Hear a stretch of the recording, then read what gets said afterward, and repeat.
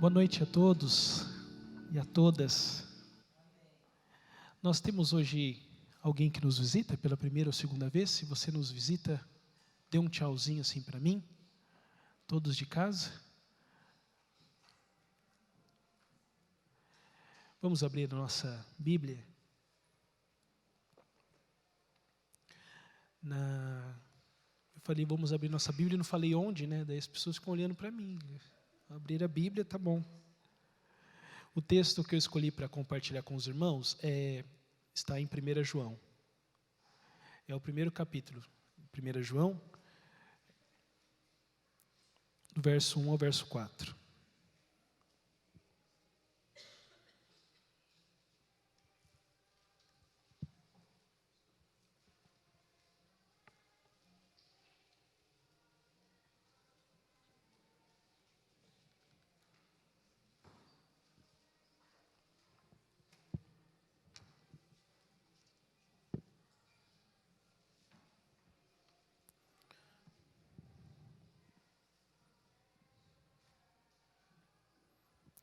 Esses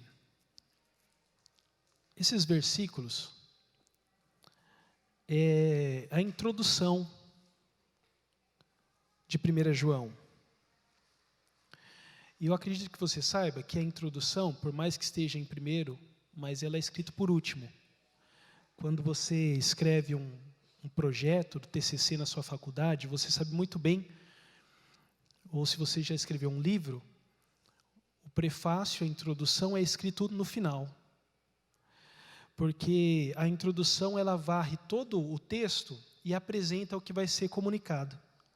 Então, esses 4 versículos aqui de 1 João, por mais que esteja no começo, mas foi escrito no final. E nele está a ideia central, ou as ideias centrais, de tudo aquilo que vai ser falado depois. Então, eu escolhi esse texto porque, de alguma maneira, ele resume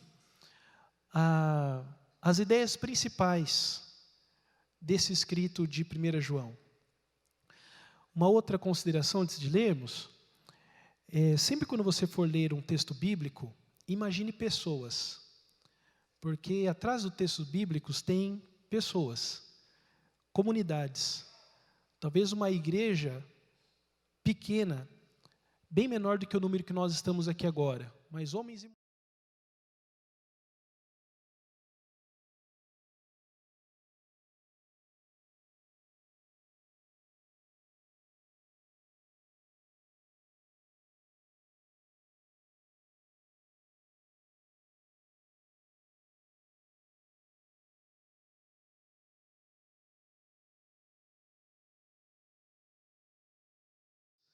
E aí, então, há uma comunhão de lutas, uma comunhão de desafios.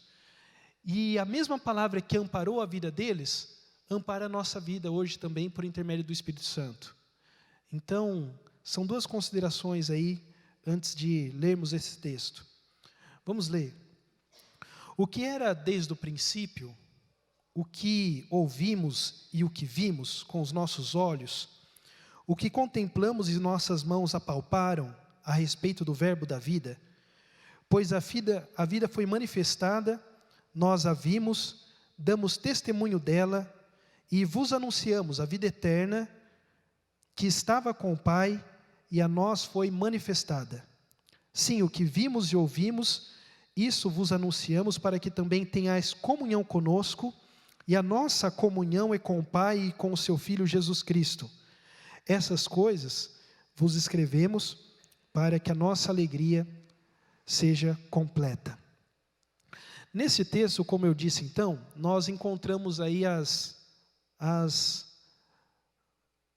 ideias principais de todo o escrito de 1 João. E quando eu leio esse texto, eu percebo que essa comunidade, essa igreja aí de 1 João, ela teve uma experiência tamanha com a mensagem cristã, que fez com que ela entendesse qual é a característica, ou melhor ainda, qual é a essência principal dessa mensagem.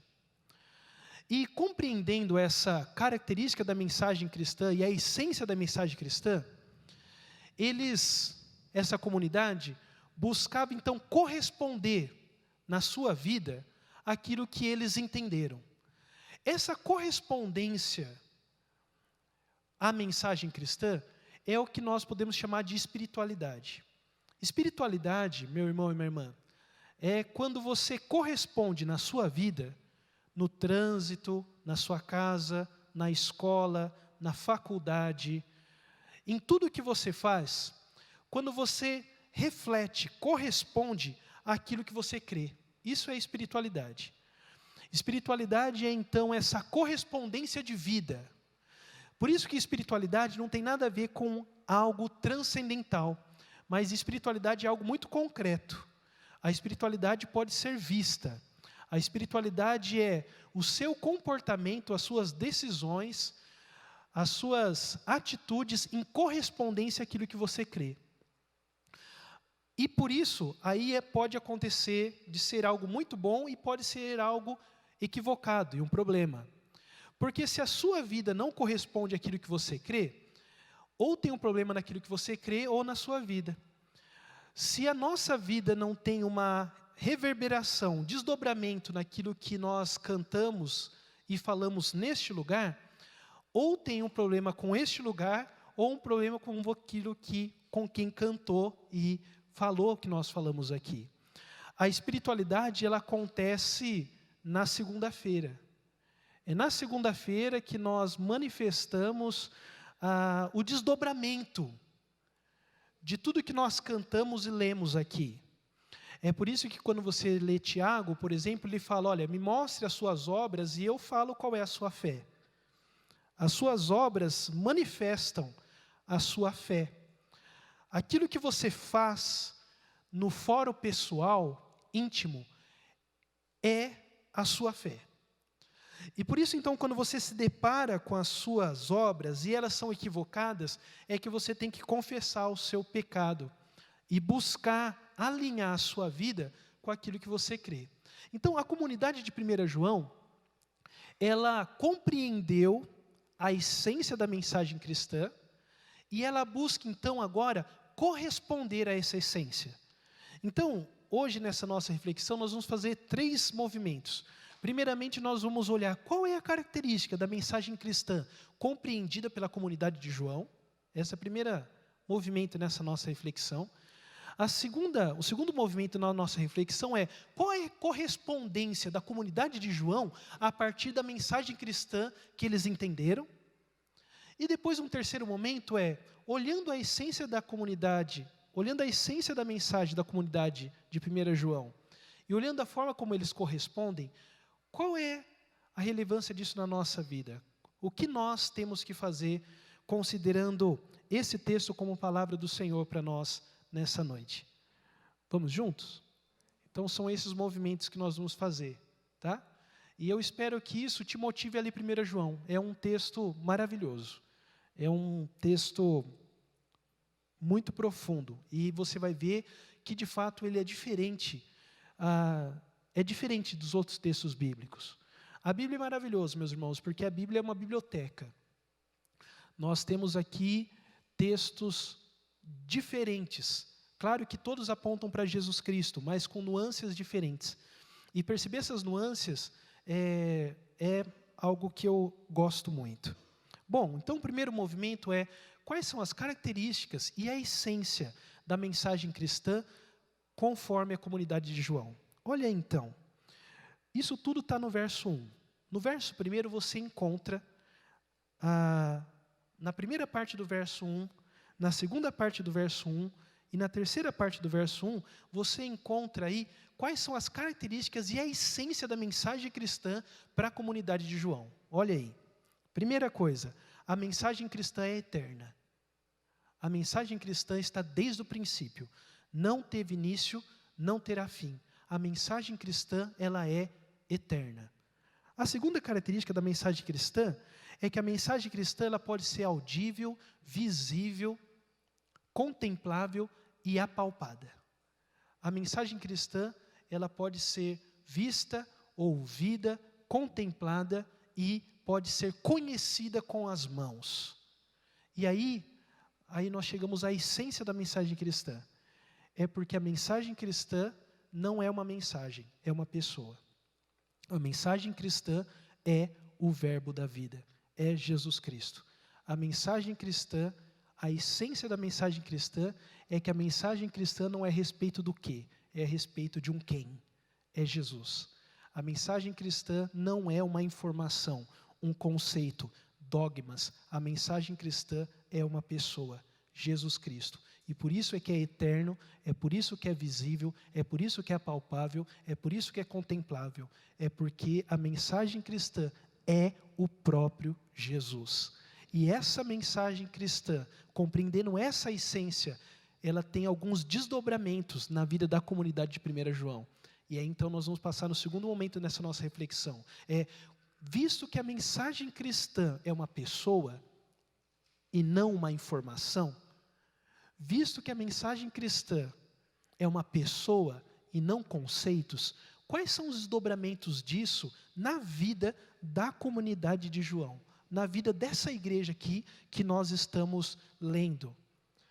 Nós estamos fazendo alguns apontamentos a partir daquilo que nós lemos. Então, tem algumas frases aí que faz com que a gente perceba que esta comunidade de João, ela tem três diretrizes mestras da sua espiritualidade. Lembrando que espiritualidade é correspondência daquilo que você crê. Espiritualidade é o jeito como você corresponde àquilo que você crê no seu dia a dia. Visto então que a comunidade de João crê que a mensagem cristã não é uma coisa, que a mensagem cristã não é uma informação, mas é uma pessoa, como é que eles correspondem isso na vida? A primeira diretriz que você encontra muito forte da espiritualidade da comunidade de João é que, visto que a mensagem cristã é uma pessoa, eu tenho que estar e permanecer nessa pessoa. É a primeira diretriz da espiritualidade da comunidade de João. A mensagem cristã é uma pessoa e eu tenho que permanecer nela. Não é ficar perto dela, mas é estar sob ela. É tê-la. É ficar nela. Você vai ver muitas e muitas vezes a expressão em 1 João de permanecer, que está muito atrelado com o permanecer do Evangelho de João. E até é o tema, né? É o tema, gente, é o tema. Vocês não lembram que é o tema? É o tema. Pensei que já tinha passado, não é, é esse ano ainda, esse ano. Nós vimos muito a respeito de João 15, não é? Estudiosos falam que o Evangelho de João, como o que nós conhecemos com as cartas de 1 João, 2 João e 3 João, fazem parte de uma mesma comunidade. É chamada às vezes de bloco joanino, comunidade joanina, uma igreja, uma comunidade. Então, a ideia de permanecer e estar é a primeira diretriz dessa comunidade. A mensagem cristã não é a respeito do quê, mas é a respeito de Jesus. E o que eu tenho que fazer com isso? Eu tenho que permanecer nele. Eu tenho que permanecer em Jesus. A pergunta que você talvez poderia fazer é como permanecer em Jesus? E você vai ver vários caminhos aí. Guardando os seus mandamentos. Permanecer em Jesus. Guardando as suas palavras. Porque, se você continuar no prólogo ali, fala que esse Jesus abre uma comunhão com o Pai. E ele abrindo uma comunhão com o Pai, eu também tenho que me abrir a Jesus. E uma maneira de eu me abrir a Jesus é colocar as suas palavras em mim. Permanecer em Jesus é fazer de tudo para que a sua vontade esteja realizada em mim. Então, uma primeira diretriz da comunidade de João é permanecer em Jesus. A segunda diretriz da comunidade de João é andar como ele andou. Isso está no capítulo 2, verso 6, que diz assim: quem afirma estar nele, deve andar como ele andou. Então, a segunda diretriz da espiritualidade da comunidade de João é estar nele, a primeira, e a segunda é andar como ele andou. É seguir os seus passos. é seguir a trilha de Jesus Cristo, é imitá-lo, se a gente for usar uma expressão de Paulo, é ter Jesus Cristo como o meu guia, o meu mestre, seguir o mestre. Interessante que quando você segue alguém, vou fazer um exemplo aqui com Juba. Juba, você pode vir aqui um pouquinho? Juba é Jesus. E eu sou um seguidor de Jesus. Quando eu sigo, qual a parte do corpo que eu vejo do Juba? As costas, né? Eu estou atrás, eu posso, aí eu vejo, né? E eu vejo as pegadas, né? Interessante que isso aqui é algo básico, mas é muito, muito forte. Jesus está na minha frente e eu estou seguindo a Jesus. Então quer dizer que por onde Jesus vai eu vou.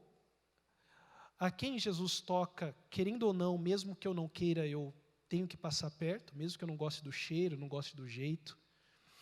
E eu vou vendo a vida sobre o ombro de Jesus, na perspectiva dele. Talvez eu queira olhar para lá, até olho um pouco, mas o meu maior foco é olhar para cá. Então, o ângulo dos ombros é a perspectiva da minha visão, é o que a gente chama de perspectiva ou cosmovisão cristã. O Juba sendo Jesus e eu seguindo, eu vou olhar o que o Juba está olhando. Eu conheço a vida por sobre os ombros de Jesus. E conheço a vida na perspectiva de Jesus. Eu vou aprendendo a olhar a vida e vou aprendendo a olhar as pessoas na perspectiva de Jesus Cristo. Obrigado, Juba. Isso é algo muito simples, mas a gente se esquece. Seguir a Jesus é olhar a vida na perspectiva de Jesus. Olhar como Ele olhou. E eu vou me ousando a segui-lo. Muitas vezes Jesus vai, muitas vezes não, na maioria das vezes Jesus vai onde eu não quero ir. E Jesus faz o que eu não quero fazer. Mas eu aceitei o compromisso de segui-lo. E aceitando esse compromisso de segui-lo, Ele vai lapidando o meu caráter. O meu mau caráter vai sendo lapidado por Jesus.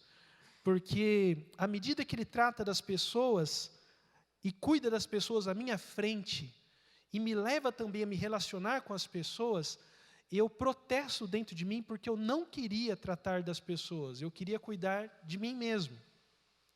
E protesto estar perto de algumas pessoas que eu não concordo.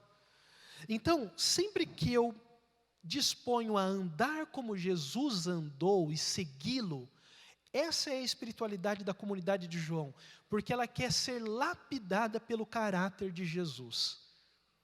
Ela quer que Jesus vá afiando o seu ser e vá tirando tudo aquilo que não é cristão de mim e de você. Ligado a isso, tem uma outra diretriz, uma terceira diretriz da comunidade, ou da espiritualidade da comunidade de João, que é ser semelhante a Ele. Isso está no capítulo 3, verso 2. Então, eu estou e permaneço em Jesus, eu busco andar como Ele andou, e eu tenho uma ambição, um desejo profundo de ser como Ele. Ser como Ele.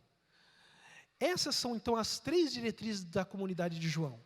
Você vai ver que a comunidade de João não se preocupa com nenhuma outra coisa a mais, a não ser permanecer em Jesus, andar como Ele andou e ser semelhante a Ele. Isso é o desejo, o propósito da comunidade de João. Se você entrasse na casa de alguém da comunidade de João e você olhasse a biblioteca, você vai ver que os temas passariam por estar nele, andar como Ele andou e ser semelhante a Ele. Eles não liam, não se interessavam por nenhuma outra coisa. Por isso que é uma comunidade que foi radicalmente considerada cristocêntrica, porque ela não se preocupa com nenhum outro tema. Ela não fala sobre outras coisas como o apóstolo Paulo fala, ela não se preocupa com outras questões que os outros evangelhos se preocupam, ela está focada em Jesus Cristo. É uma comunidade radicalmente cristocêntrica.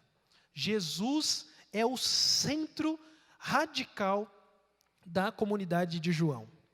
Isso, meus irmãos, já é algo e aí a gente começa agora a passar para a terceira e última parte dessa nossa reflexão.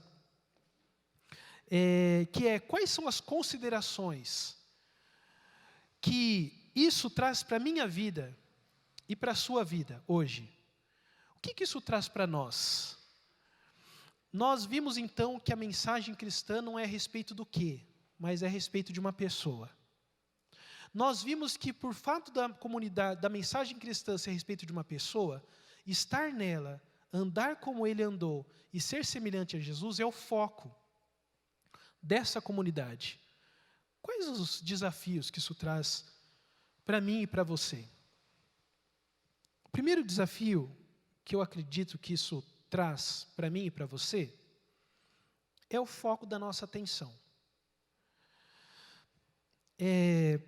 Essa comunidade que nos constrange a dar mais atenção a Jesus do que talvez nós temos dado. Essa comunidade aqui nos constrange, nos deixa envergonhados quando nós, como cristãos, conhecemos tão pouco a respeito de Jesus Cristo.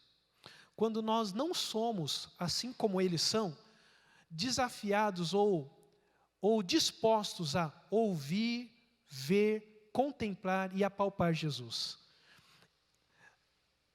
Eu penso que hoje nós somos cristãos e evangélicos, mas muitas vezes a nossa mente e o nosso coração está preocupado com vários outros temas dentro do cristianismo e não o próprio Jesus Cristo.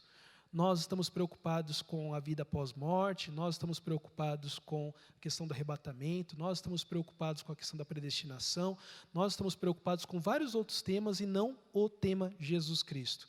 Muitas vezes nos nossos seminários nós vemos uma gama de disciplinas e não disciplinas, muitas vezes que cooperam com a questão do cristianismo ou com a questão cristocêntrica.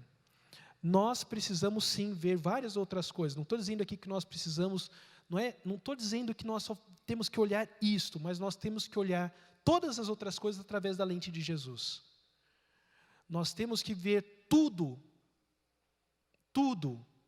mas através de Jesus Cristo. Eu acredito que você saiba que esse foi o crivo, por exemplo, que os reformadores escolheram para determinar que livro estaria na Bíblia e qual livro não estaria na Bíblia. Eram livros que fossem, de alguma maneira, relevantes para o Cristo. Esse foi um crivo que Lutero utilizou para determinar quais eram os livros que estariam na Bíblia ou não. Por exemplo, Lutero teve uma grande dificuldade de aceitar Tiago, porque na opinião dele não era um livro cristocêntrico, porque não citava tanto Jesus Cristo. Nós precisamos então voltar a ter Cristo como crivo para as nossas conversas. Voltar a ter Cristo para aquilo que eu assisto, para aquilo que eu leio, para aquilo que eu faço. Cristo tem que ser o meu corte. Se coopera com o meu conhecimento a respeito de Jesus, eu vou me dedicar. Então, quando nós vemos essa comunidade que vê, ouve, apalpa e contempla Jesus, ela me constrange a ser um pouco mais cristocêntrico. A segunda consideração, tem várias aqui, eu vou selecionar algumas. A segunda consideração é que, na fé cristã, ao contrário das outras religiões, só um parênteses, no CTC nós estamos estudando sobre revelação e religião, diferenciando revelação de religião. Aqui tem uma diferença. Na fé cristã, ao contrário da religião, nós não nos apoiamos em tratados, informações, dogmas, feitiços ou palavras mágicas. A fé cristã não está baseada em conceitos. A fé cristã está baseada numa pessoa. Tudo na fé cristã diz respeito a Jesus Cristo. A mensagem cristã não é a respeito do Logos. A mensagem cristã é a respeito do Logos vivo. Logos vivo. Logos é a palavra que eles utilizaram aqui para falar a respeito do verbo da vida, que é o que também está lá no Evangelho, que falando que esse Logos se fez carne. Então, eles fazem uso de uma palavra filosófica, que é Logos, para falar, eu não estou preocupado com Logos, nós vamos falar do Logos vivo. Então, o cristianismo não é um debate a respeito de conceitos. Se você é um cristão que gosta de debater conceitos, ou você não é um cristão, ou está equivocada a ideia que você tem de cristianismo. Porque cristianismo não é debate a respeito de conceitos. Cristianismo é tratar a respeito de uma pessoa. Nós não estamos preocupados a ficar debatendo conceitos e convencendo as pessoas pelo muito falar. Nós estamos preocupados, sim, em apresentar a pessoa de Jesus Cristo. É isso. Quantas e quanto tempo a igreja perdeu debatendo conceitos? E quantos almoços de domingo nós perdemos porque nós ficamos debatendo conceitos com as pessoas que pensam de uma maneira diferente que nós? O cristianismo não está preocupado com isso. A mensagem cristã não é uma informação que você tem que colocar na cabeça das pessoas. A mensagem cristã é uma pessoa que você tem que estar nela, caminhar como ela e ser como ela. E essa pessoa que está na sua frente vai ficar apaixonada por essa pessoa que é Jesus Cristo, porque Ele é apaixonante. Quando nós entendemos que a mensagem cristã não é um conceito, nós mudamos o nosso foco. Nós entendemos que a ideia do cristianismo é relacionamento com Deus e com as pessoas, e não debates teológicos. Eu mesmo já perdi muito tempo com debates e com discussões a relação de conceitos, buscando convencer as pessoas pelo bem falar, argumentação filosófica ou teológica. Mas essa comunidade de João entendeu, a mensagem cristã não é um conceito. A mensagem cristã é uma pessoa. Então, a forma como eu me relaciono com as pessoas é mais evangelístico do que o meu falar. Quando nós entendemos que a mensagem cristã, aí eu vou para uma outra consideração. Quando eu entendo que a mensagem cristã é uma pessoa, é o relacionamento a maior chave evangelística do que o falar. Porque muitas vezes você pode estar falando algo que você não manifesta no relacionamento. E aí se transforma em algo pior do que se essa pessoa não tivesse sendo evangelizada. Porque cria um descompasso. Eu contei pela manhã que nas minhas primeiras experiências como missionário, você sai para fazer evangelismo de porta em porta, eu entendi que o evangelismo de porta em porta, se a pessoa que está do lado de dentro da porta não for o seu amigo, não for um amigo seu, é um evangelismo banal. Porque você cair de paraquedas na casa de uma pessoa, bater palma e falar Jesus te ama, é incoerente com o evangelho. Porque a pessoa precisa ver Jesus em você, no relacionamento. E depois você apresenta a esse Jesus. E eu aprendi isso errando. Eu aprendi isso batendo na porta das pessoas, em pleno domingo. E sendo considerado um chato e falando de um amor que a pessoa não tinha como experimentar, porque não era um amigo meu. Então, quando eu oriento a igreja a respeito de evangelismo, eu falo relacionamento, amizade, compromisso com o seu vizinho, antes de falar algo. Porque isso talvez vai fazer com que você nem precise falar muito. Isso diminui os conceitos e aumenta o poder evangelístico. Porque nós apresentamos uma pessoa. E se nós apresentamos uma pessoa, o evangelismo tem que ser pessoal e relacional. E não conceitual e institucional. Um evangelismo institucional e religioso é contraditório à mensagem. Quando você é um vendedor, quando você trabalha no comércio, você procura estruturar, desde o seu uniforme aos instrumentos que você tem na mão, conforme a sua mensagem, não é? É isso, se a nossa mensagem é uma pessoa, todo instrumental da igreja tem que ser adequado a apresentar uma pessoa. Por isso, quando você for falar de Jesus, fale de alguém que você conhece. Para quem você conhece. Porque falar de Jesus com uma informação está contraditório. Jesus não é uma informação, é um relacionamento. Então você tem que falar tranquilamente a respeito de Jesus, porque é alguém com quem você se relaciona, é alguém que te ama e que cuida de você. Por isso que o melhor evangelismo é você contar a sua história, e você falar o jeito como Jesus cuida de você, como Ele te perdoa,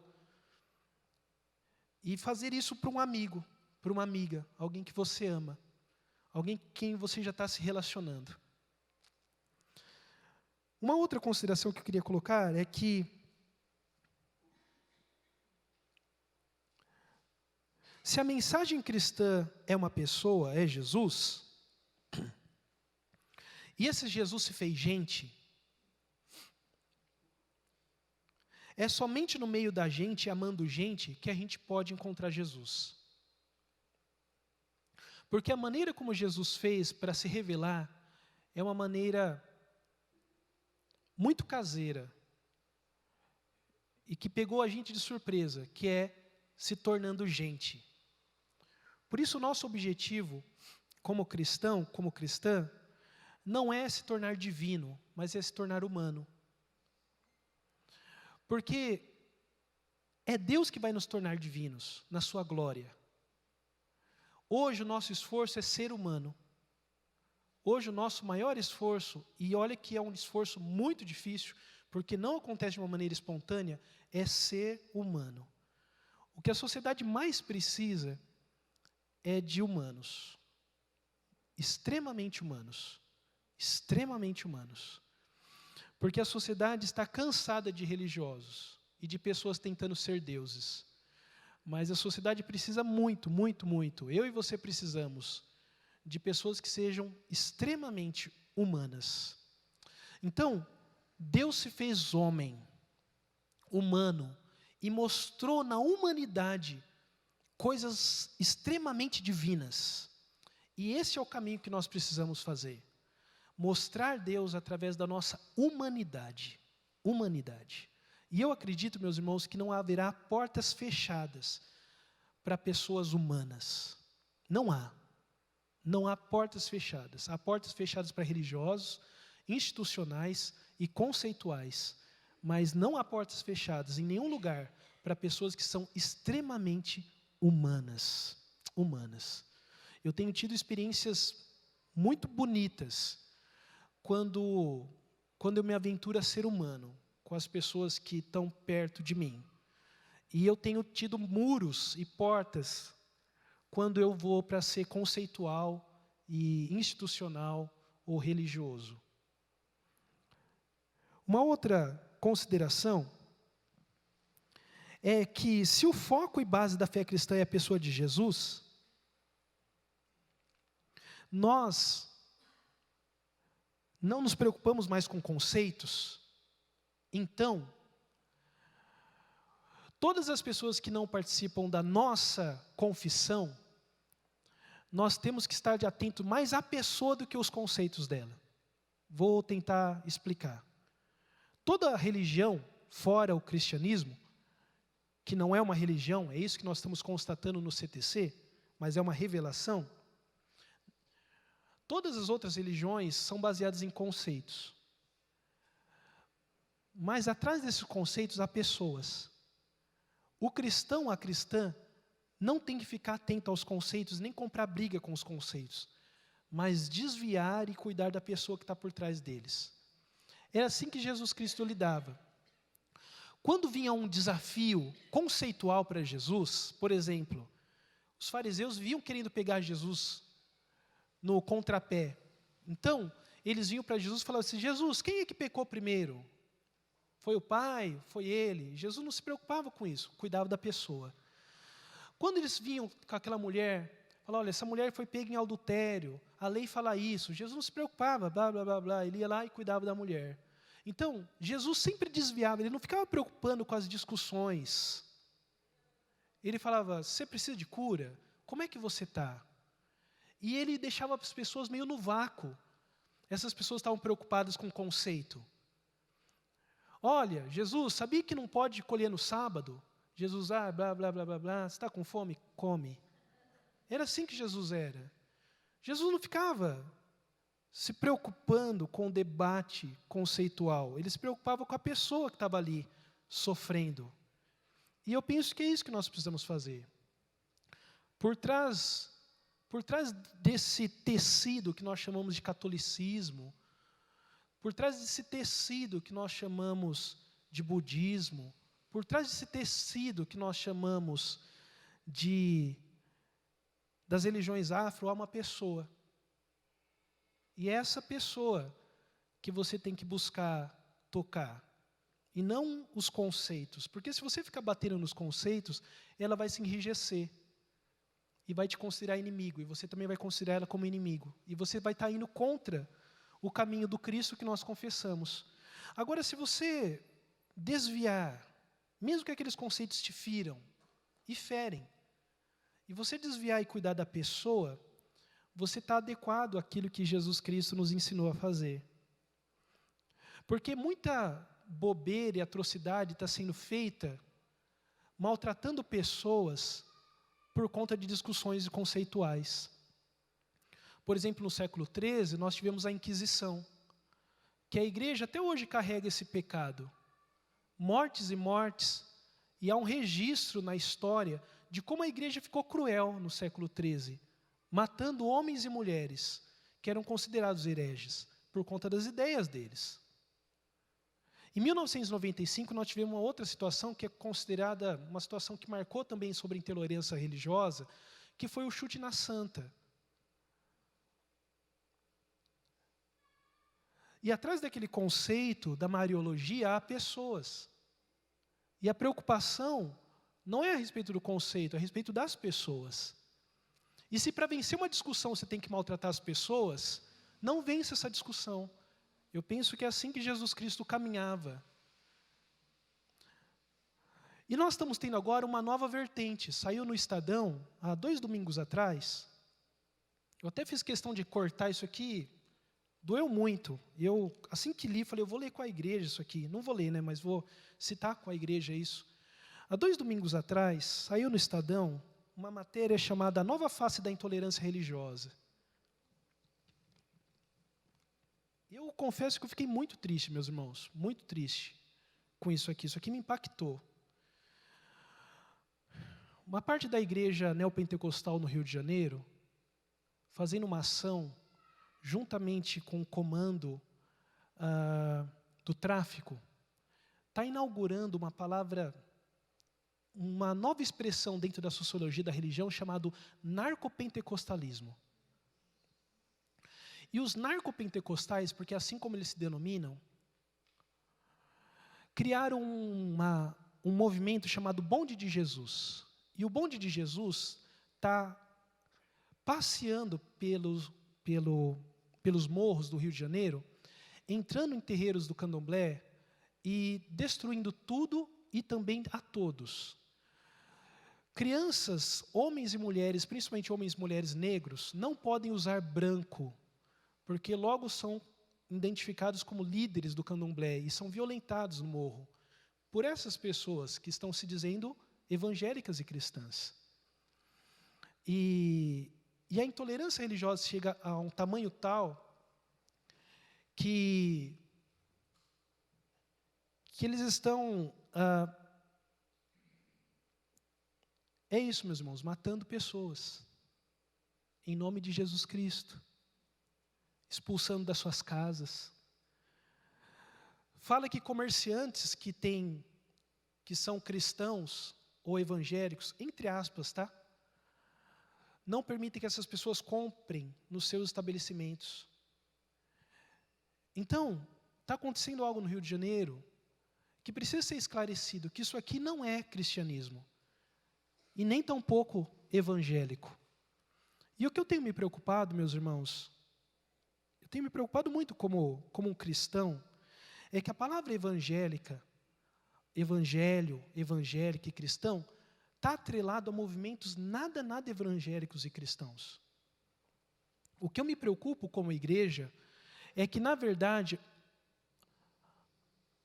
ao nos comunicar para a sociedade, mas nós estamos criando um grande ponto de interrogação no coração das pessoas. As pessoas estão perguntando, é isso que é ser cristão? É isso que é ser evangélico? É isso? O desejo da igreja em ter vereadores, deputados, senadores e presidente cristão é para que, assim como nós vimos na Bíblia, que ande como ele andou, que permaneça em Jesus e seja como ele. É isso. Isso é ser cristão. Mas os projetos aprovados não são cristãos. Então, o que nós precisamos como igreja é intercessão, fazer uma sindicância evangélica e falar: Deus, que permaneça somente o que é cristão e somente o que é evangélico. Porque, meus irmãos, o que 1 João estava vivendo, e você olha lá, era que do meio da comunidade, saíam pessoas que eram do meio da comunidade, mas que o autor de João falou eram filhos do diabo. Muito forte. Porque não amavam. Muito forte. Eles falaram, eram do nosso meio, até estavam ali, cantando com a mão erguida, mas eu falo para vocês, são filhos do diabo. E essa coragem de 1 João, eu penso que a igreja precisa ter hoje. Fala, olha, não. Até pode ter a camisa de Jesus, tá com a bandeira de Jesus, mas falo para vocês, é filho do diabo. Não é. Uma grande preocupação da comunidade de João era com anticristo. E o próprio autor fala assim, olha, muitos anticristos já estão surgindo. Então, meus irmãos, hoje nós somos chamados a voltar à essência da mensagem cristã. A essência da mensagem cristã não é um conceito, mas é uma pessoa. E é uma pessoa que tem características maravilhosas, apaixonantes, porque é a revelação do próprio Deus. Colossenses 2,9 diz que nele está revelado corporalmente a plenitude de Deus, em Jesus. Essa é a mensagem cristã. E a comunidade de João nos ensina a estar atentos a Jesus. O que nós vimos, o que nós ouvimos, o que nós contemplamos e o que nós apalpamos, diariamente fazer isso em relação a Jesus, para que nós sejamos domados por Jesus. Organizados ou reorganizados a partir de Jesus, para que nas nossas atitudes não tenham atrocidades como essa, em nome de Jesus.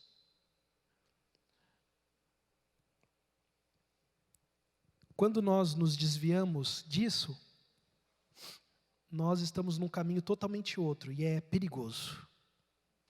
É urgente, então, meus irmãos e irmãs, a necessidade de anunciarmos com a nossa vida a mensagem pessoa de Jesus Cristo. Que Deus abençoe muito a sua caminhada, muito. Que você saia daqui encorajado, encorajada a nos seus relacionamentos protestar, anunciar e testemunhar a mensagem de Jesus Cristo. A mensagem, Jesus Cristo. Vamos orar?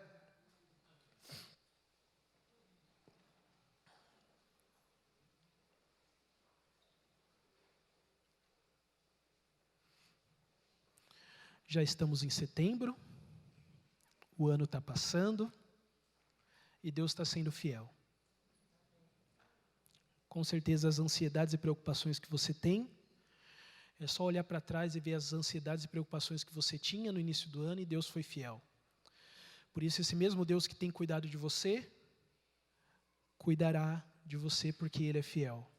Então que você entre nessa semana com o coração em paz, porque Ele é fiel. Ele é fiel. Pai, louvado seja o teu santo nome.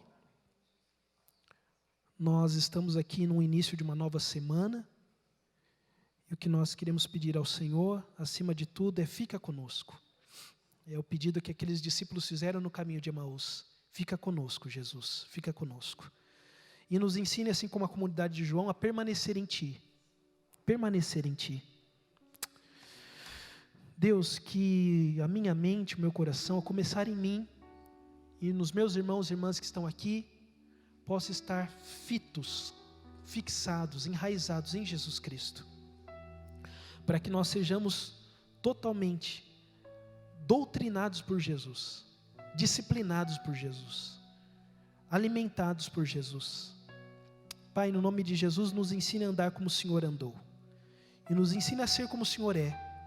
Nós sabemos que isso um dia acontecerá. O Senhor virá em glória e o Senhor se manifestará. E manifestará quem nós somos verdadeiramente. Pai, no nome de Jesus, que em meio a esse processo, o Senhor vai nos tornando mais semelhantes a Jesus, homens e mulheres parecidos com Jesus Cristo. Pai, eu gostaria de pedir perdão ao Senhor pela igreja.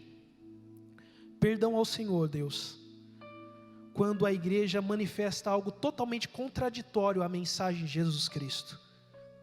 No nome de Jesus, venha purificar a igreja. Eu clamo, Deus, pelo Rio de Janeiro. Eu clamo por isso que está acontecendo ali nos morros, homens e mulheres sendo violentados, em nome de Jesus. Pai, isso não é conforme a Tua palavra. Pai, esses homens e mulheres dessa igreja, que eu falo que não é cristã, não é evangélica, mas eles estão lendo a Tua palavra, cantando cânticos. Eu gostaria de pedir, Deus, no nome de Jesus, que o Teu Espírito fale ao coração deles e mostrem que eles estão equivocados. No nome de Jesus. No nome de Jesus. E que eles parem, Deus, com essa atitude. No nome de Jesus Cristo. Gostaria de pedir, Deus, no nome de Jesus, que esse espírito de maldade seja expulso da Tua igreja, no nome de Jesus Cristo. No nome de Jesus. Amém.